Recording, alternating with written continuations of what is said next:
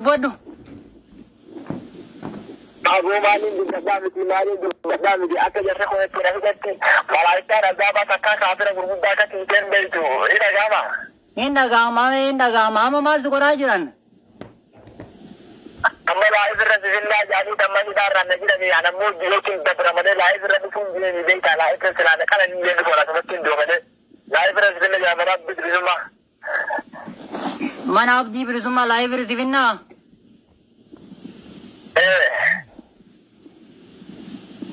Itu di kawan.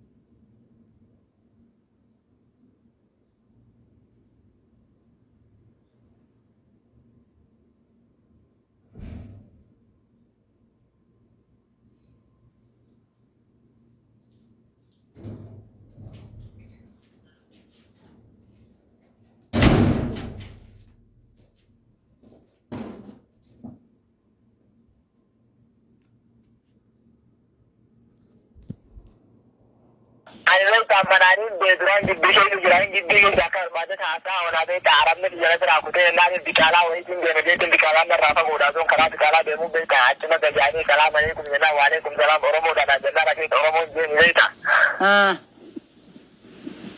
Apa sebenarnya kawan?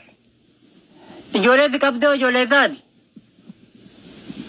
Jualan toko jualan dugu guru tu yani toko mo jualan jarbi mo kabri yani toko mo kau nama sedih. Nama sedih si kawan ni. Sedih. Dua am mal tu kau deh mana jualan sahati ini si kawan itu si kawan. Awak jualan anti dia ini sama kawan ni. Ayah makam sekolah hari dia mereka iba mal sukuraran. Amma gaari nyaata nyaata uffatti waraasa waan jira. Ijoollee walloo isinitti fayyite isinii wajjin dhaabbatuuf qophiidha. Mucaa akka ijoollee teessanii gasinii lakkifamtee mi'a uffata gaarii itti bitanii gallakkisuudhaaf warra uffata xuraatan kaasee taa'u. Akka gaariitti wajjin tarkaanfatuuf jirra. Mucaa sana amma as finnaan isin. Mucaa badeetan. Dhaabina jennee mucaa ganda kiyyaatti. Nin beeka mucaa. Umar wasirreeffadhu naannoo wasirreeffadhu jecha akkasisan hin jedhamin fayyadamin ijoollee uffata xuraa'u. Akka fidaa jirtu keessanii dhaggeeffadhu seeraan deemi sanii miti qooy. Tokkoffaa irratti ila Umar walloo tokkoffaa irratti na dhaggeeffadhu. Akka ijoollee Oromoo ijoollee teenya ijoollee wallootitti namni rakkoo guddaa rakkoo hammana hin jedhamne qabne. Tokkoffaa abdii bilisummaati lammaffaan sihii sadaffaan gurbaa fincilaa jedhamuu fi afraffaan Kingi Ahmadii sanii jechaadha. Angaruu miimoorii akkamii akka uummanni isin afran qabdan hin beeku ani. Siigalee maaliif tokkoffaa abdii bilisummaa mana ofiititti fideetiniin akkas godhe yaa aboo ati ilmoo dhiiraatiin. Siigalee miskiina karaa deemurratti akkana godhaa akkana taasisaa wayita jedhu maa inni ati nama akkamiiti nama sammuu akkamii qabuudha. Yoo hammuma feete sammuun kan kee dadhabaa fedhe yoo ta'e wanta akkasiisan ilma namaa irratti waan akkasii godha abadan hin jedhamu jechaadha. Siigalee kanaaf namni ammallee ijoollee tana qabasiisaatiin hin jiru namni tarkaanfii irra fudhachiisaa jiru tokkoffaa abdii bilisummaa mataa keeti jechaadha. dhugaa walitti himuun ammoo firoo meenkutu jechaadha. Akkuma hamaa fi wallaala na dhageeffadhu abdii dhageeffadhu lila na dhageeffadhu abdii hin fitadha dhageeffadhu na dhageeffadhu fitadheeti isinirraa gadi bu'a. Tokkoffaa ati nama rakkoo guddaa qabudha jechaadha. Wanta kaleessa keessa dabrite san hunda dagattee osoo ati har'a gadi baatee nageenya lallabdee yaa ijoollee tee na dhageeffadhu birqiin baddii nama biraanatti fe'uu hin dandeessan. dhageeffadhu kaleessa wayita mana kan keetitti dhageeffadhu. Abdii dhageeffadhu atidha. Abdii dhageeffadhu hojii keetii siitu dhageeffadhu deebii yoo qabaatteen deebisaa yoo deebii qabaatiin ammoo laashettee deemte. Sila dalagaa kana nama akkanaa kana jechaadha siigalee nama osoo gadi dhiisanii eegee akka looniititti siigalee tiishishaan ofirraa dhoggee baatee deemutu as gubbaa taa'ee waan hin taane odeessa jechaadha. Ammallee taanaan har'as taanaan borus taanaan ijoolleen teenna ijoolleen walloo hayyutu isin keessa jira beeka isin keessa jira sheekatu isin keessa jira walaakin ummata homaa hin beekne nama akka abdii bilisummaa kana fa'a qabattanii nama akkanaa kana faana deemtanii miskiina karaa deemu siigalee wal hin dararinaatiin dhiisa.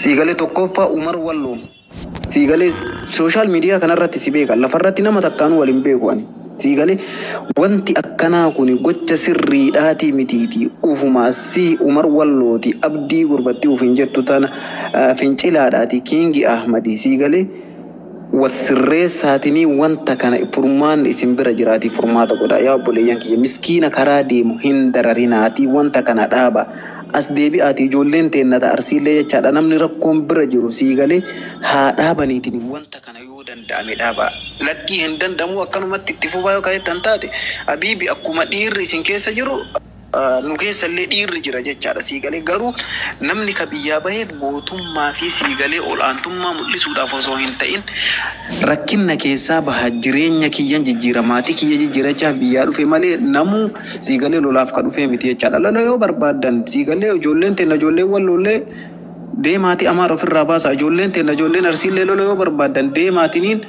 gara biraa deemaatiin lola wanti akkanaa kun sirriidhaa miti yoo dandeettan dhaaba keessattuu abdii amma baheesan Umar fincilaa Kingi Ahmad isin afrani namni dubbiin kun kallattiidhaan ilaallatu isin afraniiti furmaata godha galatooma.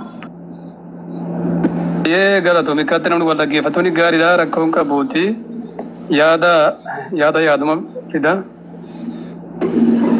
amma jecha baabureen jirratti rakkoon qabu ifa biyyattii isinii kan jiru taate ayyee nuyi falamatti hunjeemnu nuuma kan godheesi ani goone jedhu abdiiti tan hin goone jechuu hin danda'u namni fincilaaniif Kingi Ahmadiif nin godhe siin jaawul ishee Kingi Ahmadiif fincilaan nin jaani abdii waan falamatuuf wallaale gaayi falamatuuf rakkoon qabu garuu nuyi ifa baanee godhaa jirra. Umar ila akkana barbaanna laal ila Umar gartee rakkoo jiraatu furuudhaaf namni yoo rakkoo jiru tokkoffaa maaliif kuma si qabee Umar namni kana siin jedhuuf miidiyaa irratti waan si beekuuf miidiyaa irratti waan ati haasoftu waan si beekuuf quba si qaba. Ani akkuma reef gaarummaa kiyya Suleeman waan akkanaati sin beeku waan akkanaa nan jettee quba yoo na qabde waan ati naa jette san duraa waan ani hin beekne narratti agarte waan ta'eef sirraa fudhachuun qaba. Sitti nima dhageeffadhu laa waan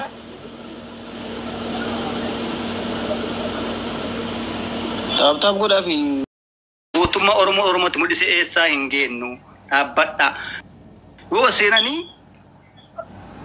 isin leenjifne laatu fiitifuu rakkina namni keessa jiru namni ganama algala agartee diinan garafamaa jiru. Kamitti kaatu bata jira dura mee dhiira sana bilisa baa. No. Akkas yoo kadida mutaate dura nagaa buusaa turre waalaikum salaam yoo kadida mutaate wal gayyaana anamma namni sinni yaada kennannaan dhiise malee ani lola labsuu fi fiigo wallahi sun Suleymaan wallahi agnyaallo wallahi ijoollee walloo tuttanii odoo isin kadhannu odoo isinii warwaannu miskiina nagaa ka ganamaa galgala araara labsu أبا قدا سليمان إنه في كابتن دندا كرم كاي بدك والله ندوب بدو دران فيكو وانا كان كان فدان يسال فدو ورمت ولو دران والله إن كان فدان سو ربين كان فدو والله والله سليمان أني مرسى دروان كان إنسان جلقبان جولتنا والأباتور كاكا وفرسو كاكا عنول جولتنا هدو والبواتور يعني ونكون أي بي إنسان جلقبي بر إنسان جلقبنا جولتنا قول أبدمي والأباتور والله جرو أمنا أمتك أني بيني والله isuma dhugaa rabbi ani oromoo walloo lafarraa jedhaan jiru ummanni maqaa walloo baatanii miidiyaa kanarra deemtan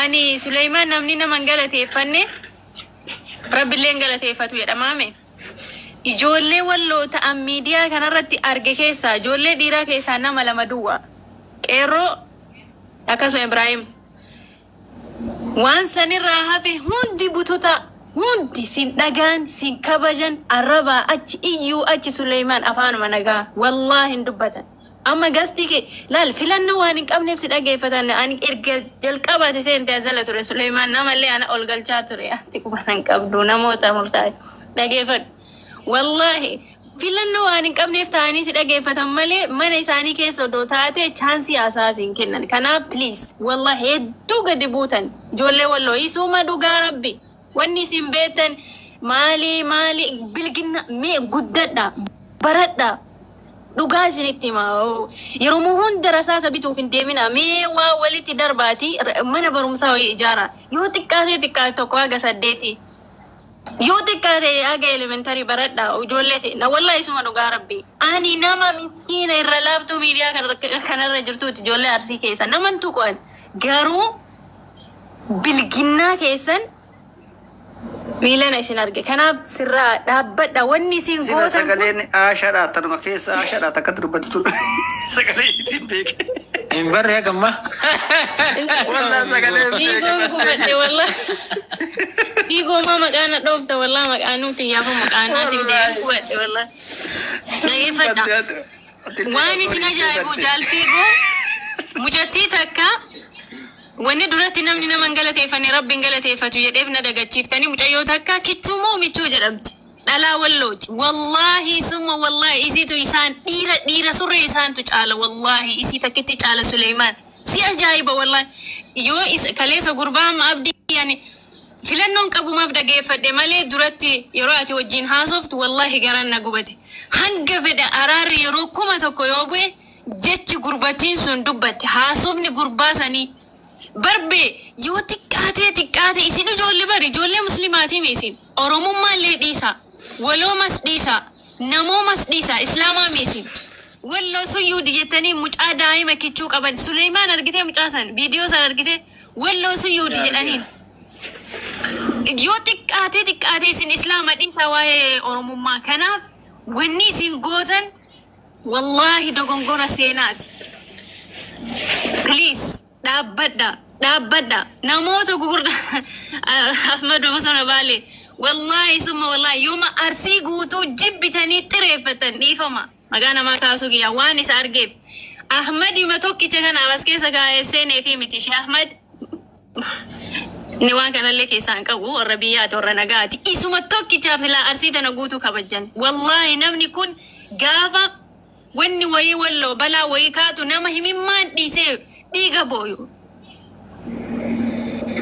isa namni labsiin u dabarsu namni labsiin u dabarsu namni biyyarraa labsii labsu dhugaadha wallahi shaalfigo namni biyyarraa labsii labsu gargaarsa uummata wallootiif isa ilaammas keessa seene kana Sheikh Ahmadin kana please dhaabbadha waan akka sabaatitti illee isin xiqqeetu arsii qofaa miti akka oromootiin waan isin tuffachiisu godhaa jirtan garuu baga wal argine wallahi summa wallahi maal jedhaani kana dura Suleymaan wallahi